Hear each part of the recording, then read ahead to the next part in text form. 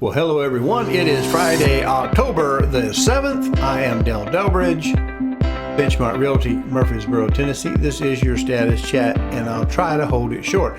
If you like this content, please go to calldeltosell.com, find the tab that says on YouTube, click it, and it'll open up a page of QR codes. There you can use a smartphone to scan and get to the YouTube page, or you can just mouse over and click it on a PC. There you'll be able to subscribe to this little button over here and click the notification bell so that YouTube will notify you when each Friday's blog has been uploaded. Thank you, because I've got some stuff we have to do. Now, it's not really important to you, but I do have 25 pounds of raw peanuts coming today, and I got to get some peanuts boiled kind of Cajun style for tomorrow's game. And what we have for tomorrow's game, we have LSU, barely ranked team with a new coach, taking on the Vols. Now, I kind of upset some of my Volunteer fans when I tell them I think UT is a little bit overrated. I think they got lucky, and they said, well, why would you say that? You must be a hater. You must be a Vol hater. And I said, well, no, I am an Alabama fan, but I just do think that they barely squeaked by last game they played. They barely won and didn't make the spread. And the game before that, they made the spread, but not in regulation. They had to go to overtime to get it. So I think they're just a little bit full of themselves, a little bit over happy, and I think that can lead to some mistakes when we're overconfident. And we're seeing LSU come on. Go Tigers! Go Tigers! It'd be on ESPN, be an 11 o'clock game. If you don't want to watch Vols, you can see Mississippi State and Arkansas. Missouri was really surprising when they just about spanked Georgia for 3 quarters, and then they gave up, they quit. But I mean, I don't even think Missouri is ranked. It's not ranked. So Georgia, number 1 in the nation, I think they were a little bit proudful, and I think it shows. So Auburn, I don't know. I just don't know about that game. But anyway, Lane Kiffin's at 9. They've done pretty good. Despite our Vol fan history with him, Lane Kiffin looks like he's doing pretty good. I think somebody's trolling him. It's kind of funny. Go Wildcats. I'm really proud of Coach Stoops and the university, the way they stuck with him, and they're building a little something going up there.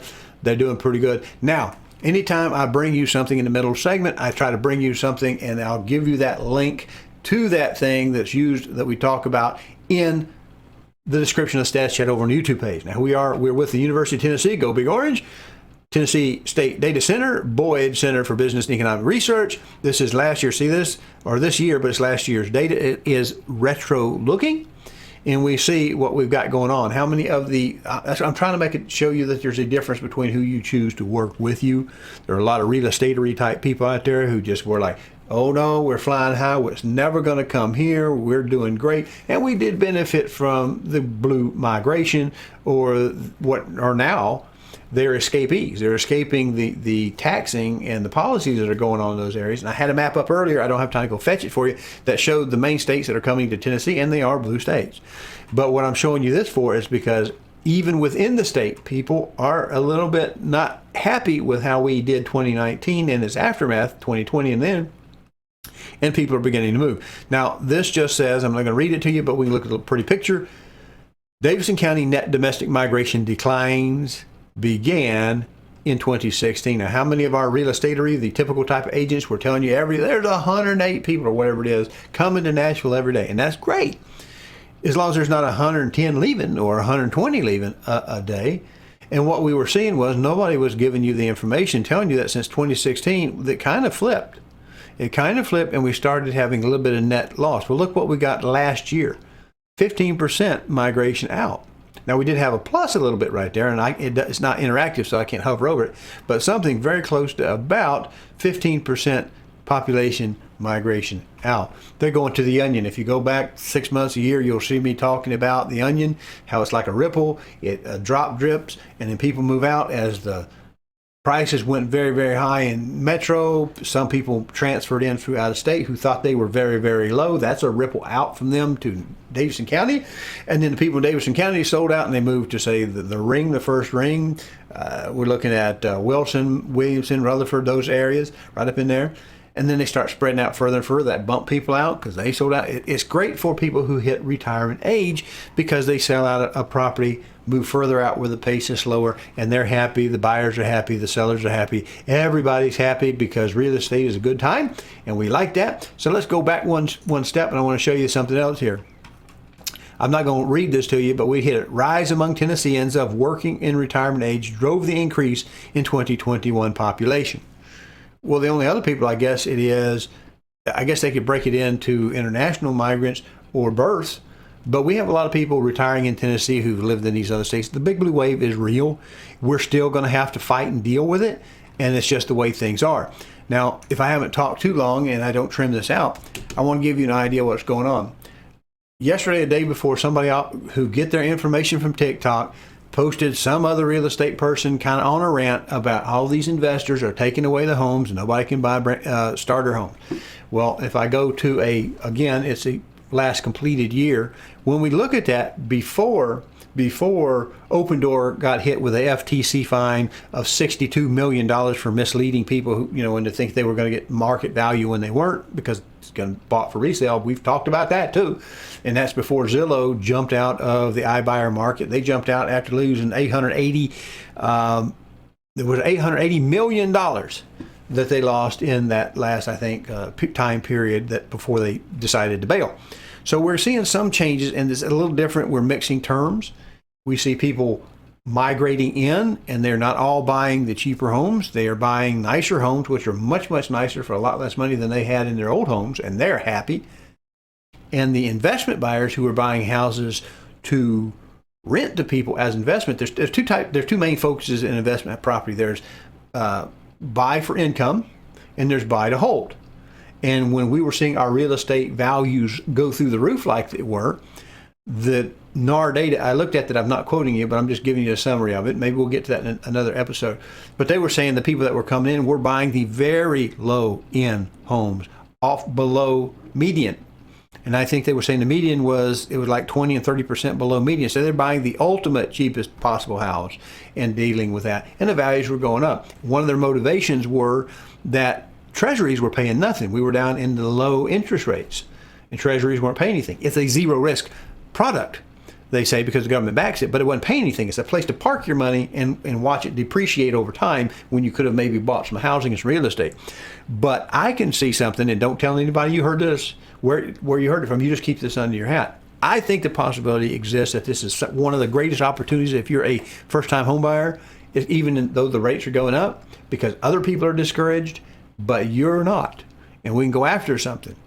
But if the investors go away from the very bottom, and we can't do anything about the migrants coming in that buy the nicer homes, it's still opening up you some opportunity. It's opening up opportunity, because now some of those investors are going, well, with prices now trending down a little bit and days on market easing up a little bit, we're not a buyer's market, we're in the middle. We're no longer quite, I'd say, a seller's market. So that gives you a little bit more opportunity. But now people who are looking at investing money may look at, well, treasuries have doubled this year. The par rate on treasuries have doubled this year, so they're no longer near zero as the interest rate goes up. They're showing some promise with a little bit of return, and it's a guaranteed return. People might decide, I just want to get out of all these doomsdayers and naysayers and interest going back. I may want to get rid of my investment, shift some from real estate that was growing good, that now looks like it might decline just a little bit in the short run. I'm going to put it over here in Treasury. So I think we have some opportunities we'll yet to see happen. I do think my earlier estimate was based upon a December increase, but not one in November. And the latest data I see show that the two meetings in November and December that we're probably going to raise rates both times. I thought we were just going to do it once in December. So I think we're at least 7.5 by the end of the year, possibly 8.5 by the end of the year. Some estimates are even higher than that. It just depends. Chairman Powell has indicated he's not going to stop raising the target rate until we hit 2% inflation. And if we're still running about 8 or so, that's going to be several more increases. And I just think it's a good time to get you a loan. If we can find you something, lock it in, and then hold on to that house until the blue moons come 4 times. Just hold on to it. Job one is getting you into a house out of renting into something that at least you have it. Because if the economy tanks further, there's going to be a lot of people looking to rent. That's even more competition there. You know they're not going to drop their rents just because times are bad for you. So maybe it's time to get you in a house, and you know what to do. You got to call Dell to sell. Hello, I'm Dell Delbridge of Benchmark Realty, Murfreesboro, Tennessee. If you are currently unrepresented and would like to know how to compare up to 3 properties side by side and room by room, then go over to my new YouTube channel, Call Dell to Sell. That's 1 L and Dell, no spaces. Watch the demo on Real Scout and then call me and we'll set up your exclusive ad-free account today. Let's run these numbers real quick. The previous week, which was 9/30 of 2022, we had 17,941 in the opportunities. That increased over the previous period. We saw 3890 in the contracts still showing. That was a decrease. That was a trend from the previous weeks, and we knocked down to 22% in the integer ratio between them. Now we want to look this week. 10/7, while just a few minutes ago we had 18,089 opportunities. That was increased over the previous week. We see 3772 in the under contracts still showing. That was a decrease over the previous week. And we see the integer ratio drop one more integer point to 21%. So we are gaining inventory, but we don't have a tremendous amount of inventory. And our days on market are beginning to increase a little bit. And I think I've probably talked enough for today. Go Big Orange. Good luck with your game tomorrow. Go Tigers. And we got to get this wrapped up because I got to go into town and get me some spice to do my peanuts that should be here sometime tonight. And I'll be chewing on those things during tomorrow's 11 o'clock game. Appreciate you watching. Tell your friends. I truly do believe we have some opportunity right now, but you need to get with somebody who sees things. You just need to call me. Call Dell to Sell, call Dell to Buy. I'm here. You got my number. You know how to find me. Let's get her done.